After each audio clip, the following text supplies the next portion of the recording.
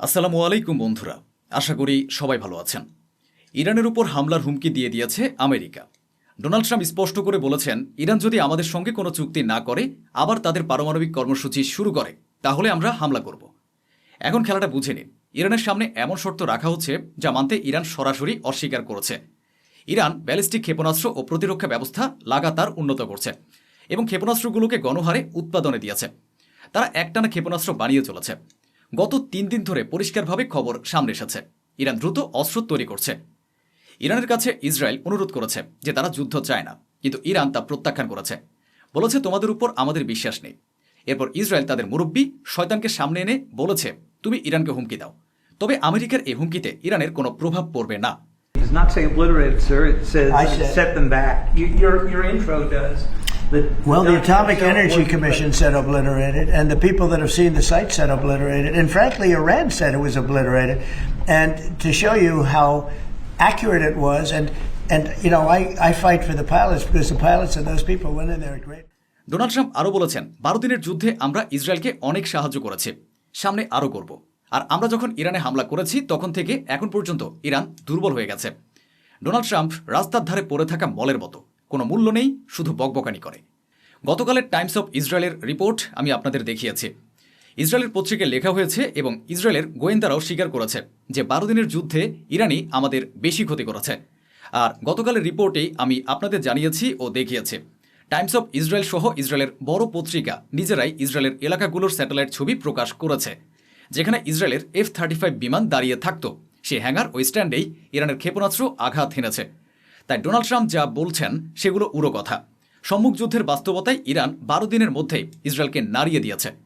কিন্তু এখন দেখার বিষয় হলো, ইরান যেহেতু এই মুহূর্তে থামতে রাজি নয়, তাহলে তাকে থামানো হবে কিভাবে? There's no way they could have done a deal if Iran was not really nullified to a large extent. Iran is not the same country. Iran was a country that was feared by everybody. Now it's a country that's been very much downgraded.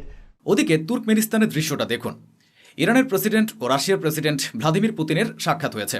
এখানে বড় কথা হলো, Putin পরিষ্কার করে বলেছেন, আমরা ইরানের পারমাণবিক কর্মসূচির সঙ্গে আছি, কারণ তারা কোনো অস্ত্র বানাচ্ছে না।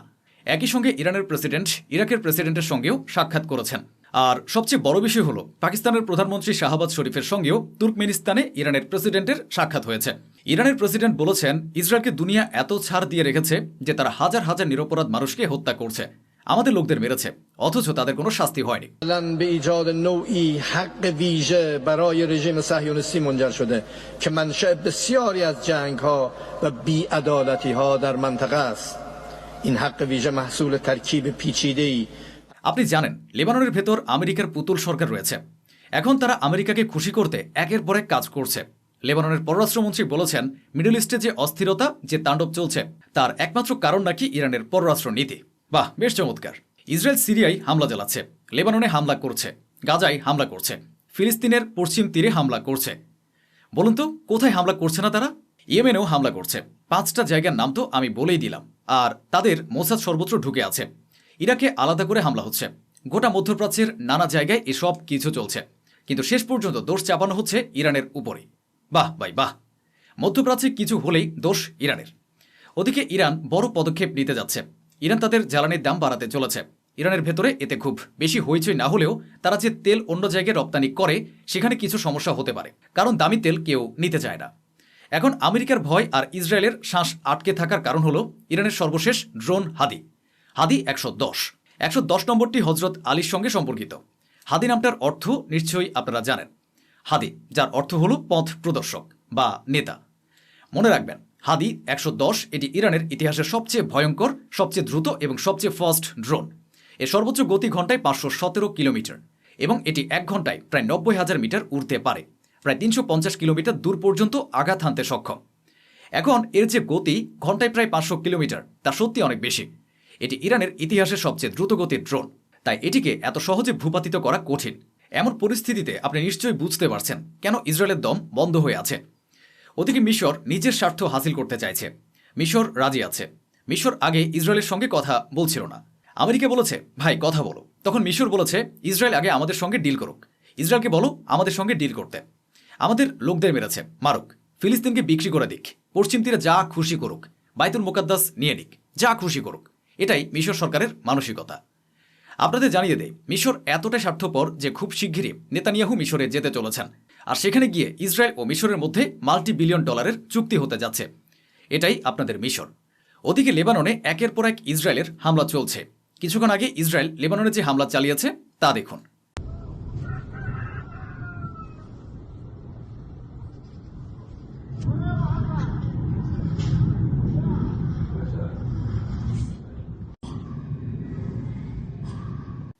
অন্যদিকে হামাস একটি বড় ঘোষণা করেছে। ইনি হামাসের নেতা। তিনি বলেছেন, বাশার আল আসাদ চলে যাওয়া আমাদের জন্য ভালো হয়েছে, কারণ বাশার আল আসাদের সঙ্গে আমাদের সম্পর্ক ভালো ছিল না। গতকাল আমি বলেছিলাম, বৃষ্টির কারণে গাজায় যে জরাজীর্ণ ভবনগুলো ছিল সেগুলো ভাঙতে শুরু করেছে।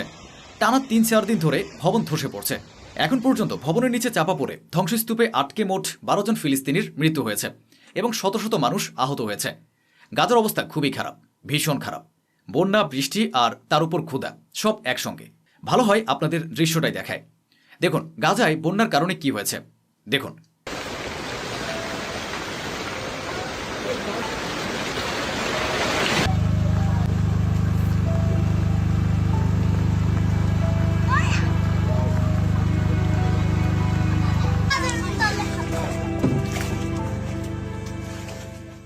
সব মিলিয়ে আমি শুধু আপনাদের অবস্থাটা জানাচ্ছি।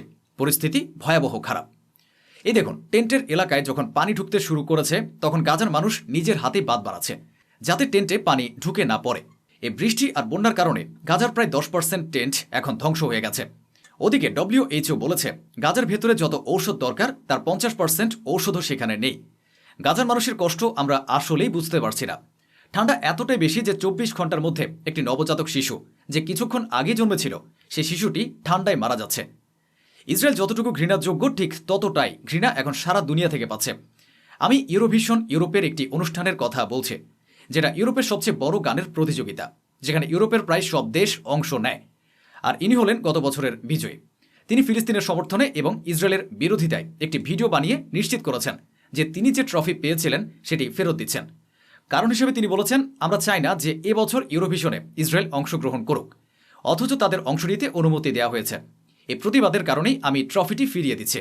একদিকে পুরো আরব বিশ্ব হিজড়াদের মতো বসে দেখছে, আর ওদিকে ওয়েস্ট ব্যাংকে ইসরায়েলের দখল চলছে। একটু এই মানচিত্রটা দেখুন। ওয়েস্ট ব্যাংকের 19টি জায়গায় ইসরায়েল ফিলিস্তিনিদের বাড়িঘরের উপর দখলকে অনুমোদন দিয়ে দিয়েছে। ব্রেকিং নিউজ শুনুন, ব্রিটেন কি বলছে। আইসিসির এক বিচারক জানিয়েছেন যে ব্রিটেনের এক কর্মকর্তা তাকে ব্যক্তিগতভাবে হুমকি দিয়েছেন, যদি সাবেক ইসরায়েলি পররাষ্ট্রমন্ত্রী, সাবেক প্রতিরক্ষা মন্ত্রী এবং বর্তমান প্রধানমন্ত্রী নেতানিয়াহুর বিরুদ্ধে তদন্ত বন্ধ করা না হয় এবং সব মামলাগুলো বাতিল করা না হয়, তাহলে আমরা আপনাদের যে ফান্ডিং দেই এবং আগে যে ফান্ডিং দিয়েছে সব প্রত্যাহার করে নেব।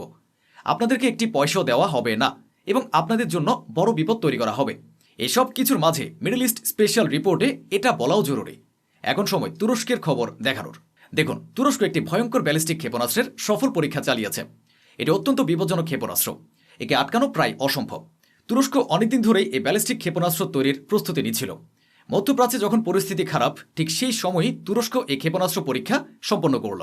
আপনি কল্পনাও করতে পারবেন না ইসরায়েলের কাছে কত অস্ত্র রয়েছে। পুরো দুনিয়ার মধ্যে সবচেয়ে বেশি অস্ত্র ইসরায়েলের কাছেই আছে, আর সবই হারাম উপায়ে অর্জিত। একবার এটা দেখুন, ওদের কাছে এত টাকা আর এত অস্ত্র আছে যে গাজার সামনে থাকা বিল্ডিংগুলো বুলডোজার দিয়ে ভেঙে ফেলতে পারত, কিন্তু তারা তা না করে সেই ভবনের উপর এলো পাথারে গুলি বর্ষণ করে ভবনটি ভাঙার চেষ্টা করছে। আমি কি বলবো আর কি দেখাবো আমার বোধগম্য নয়। শুধু এটুকুই বলবো, গাজার জন্য দোয়া করুন, এই রিপোর্টটি শেয়ার করুন, আর দোয়ার সময় মনে হলে আমাকে স্মরণ রাখবেন। গাজার ফিলিস্তিনিদের সাহায্যের জন্য যতটা সম্ভব এগিয়ে আসুন। বন্ধুরা, এই ছিল আজকের আয়োজন, যা স্বচ্ছভাবে আপনাদের সামনে তুলে ধরা হলো। আশা করি আমাদের এই প্রচেষ্টা আপনাদের ভালো লেগেছে। অসংখ্য ধন্যবাদ। সুস্থ থাকুন, ভালো থাকুন।